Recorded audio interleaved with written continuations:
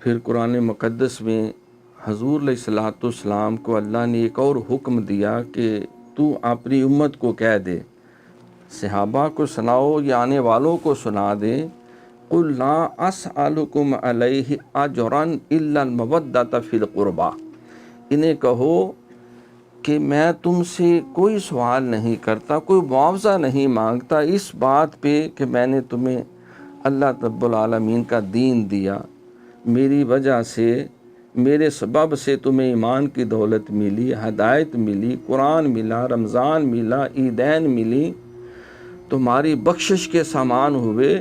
تمہارے گھروں سے، معاشرے سے، ماحول سے ظلم اور بربریت ختم ہوئی، کفر اور شرک کی موت واقع ہوئی، میرے سبب سے اللہ تعالیٰ نے تمہارے سینوں کو نور ایمان سے روشن کیا، تمہاری بخشش کا سامان ہوا، اور تمہارے اس مشن کو پورا کرنے کے لیے میں نے بہت سی زحمتیں بھی اٹھائیں، تکلیفیں بھی اٹھائیں، جسم بھی لہو لہان ہوا، دانت بھی شہید ہوئے، متعدد زخم بھی کھائے، اپنے عزیزوں کو قربان کیا کہ کسی طرح تمہاری بخشش کا سامان ہو جائے۔ تو اے امت محمدیہ، اپنے نبی سے تم محبت کرتے ہو، پیار کرتے ہو، اگر اس محبت اور پیار کا کوئی صلہ دینا چاہتے ہو